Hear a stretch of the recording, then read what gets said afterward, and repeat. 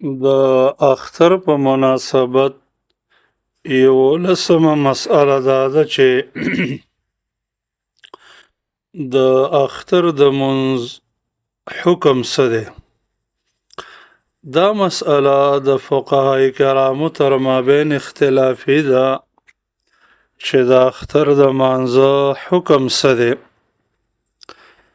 لیکن راجح قول د اقوالو د علماو نه دا معلومیږي چې د اختر منځ واجب دی، او په دې خبره یو څو دلایل دي. اولنی دلیل دا دی چې په دې باندې د الله حکم دی. قرآن کریم کې الله فرمایي فصل لربک وانحر، ته منځ کوه د رب د پاره او قرباني کوه. امام قرطبي رحمه الله د قتاده عطا عکرمه قول نقل کړي چې د دې نه مراد د اختر منځ دی، او همدغسې نورو ائمه کرامو. دویم دا دی چې په دې باندې د الله د رسول حکم دی، او امر د پاره د وجوب راځي تر څو چې قرینه صارفه موجوده نه وي. څنګه چې حدیث کې راځي، امام ابو داود نقل کړي چې یو قافله نبی کریم صلی الله علیه وسلم ته راغله، او هغې ورته وویل چې موږ بېګا شپه میاشت لیدلې ده. دغه حدیث کې راځي فامرهم ان یفطروا واذا اصبحوا یغدو الى مصلاهم.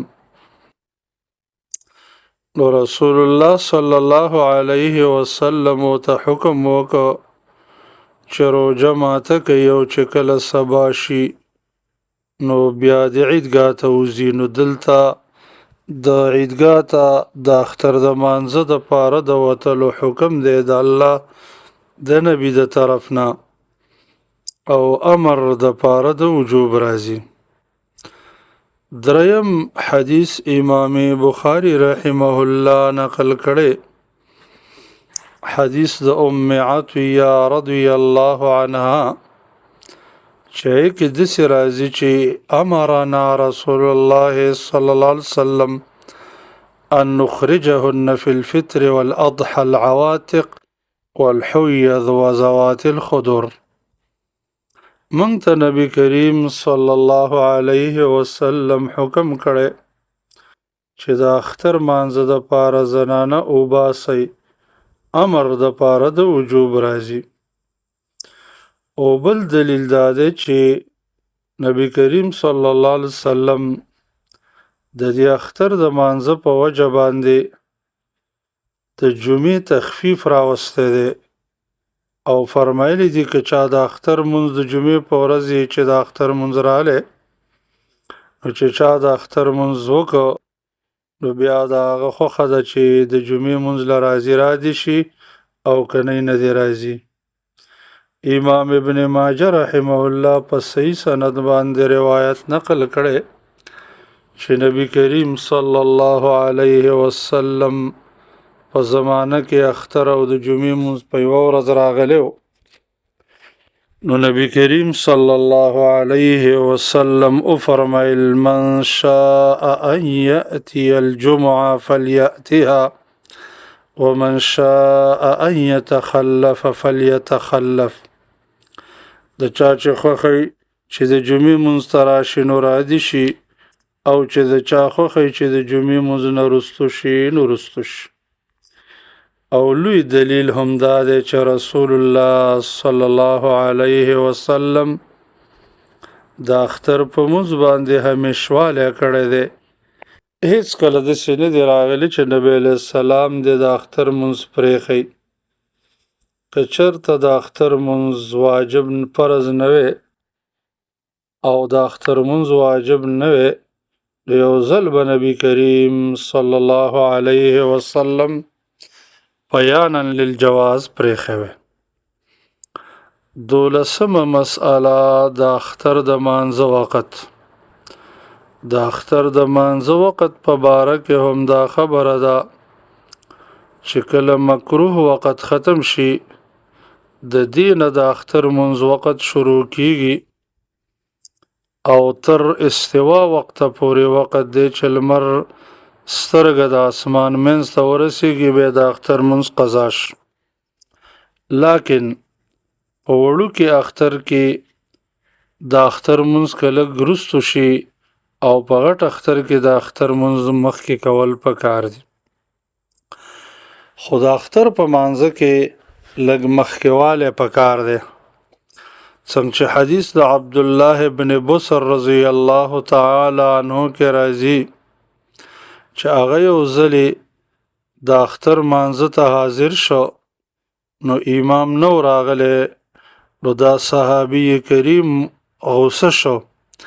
او وی فرمایل انا كنا قد فرغنا ساعتنا هذه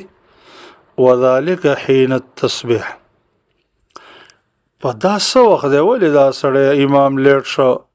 په دې وخت کې خو به موږ د اختر مانځه نه فارغ شوي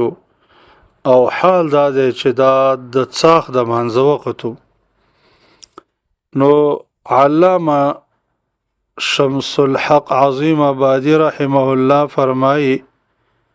وای دی حدیث نه دا خبره معلومیږي چې د اختر په مانځه کې مخکېوالی پکار دی او حد اقل تاخیر مکروه دی امام بخاری رحمه الله هم د برا رضی الله تعالی عنه نه روایت نقل کړي چې هغه به فرمایل چې نبی صلی الله علیه وسلم فرمایلی دي ان اول ما نبدأ به في يومنا هذا ان نصلي ثم نرجع فننحر فمن فعل ذلك فقد اصاب سنتنا اولنې هغه کار چې مونږ یې په دې ورځ کې کوو هغه دا دی چې مونږ به مونځ کوو بیا به مونږ واپس کېږو قرباني به کوو چا چې دا طریقه وکړله دا غوره کار دی زمونږ سنت ته ورسېده دیو جنا امام بخاری رحمه الله په خپل صحیح کې باب قائم کړی دی باب التبکیر الی العید د باب مطلب دا دی چې د اختر مانځه ته به سړی وختي راځي او بیا یې دغه روایت امام ابن قیم رحمه الله په زاد المعاد کې د نبی کریم صلی الله علیه وسلم سنت راوړی وكان يؤخر صلاة عيد الفطر ويعجل الأضحى د رسول الله صلی الله علیه وسلم طریقه داوه چې هغې به وړوکي اختر مونځ وروستو کو او د غټ اختر مونځ به یې مخکې کو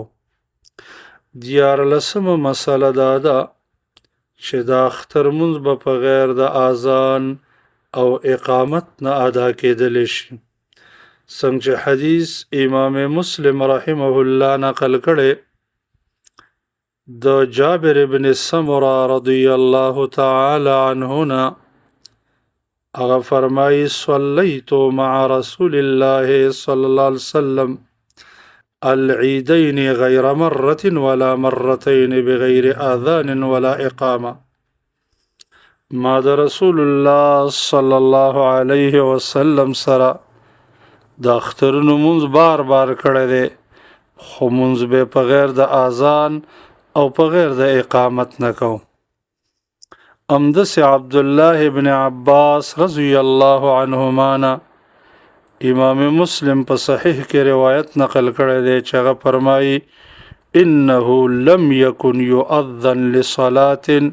يوم الفطرة فلا تؤذن لها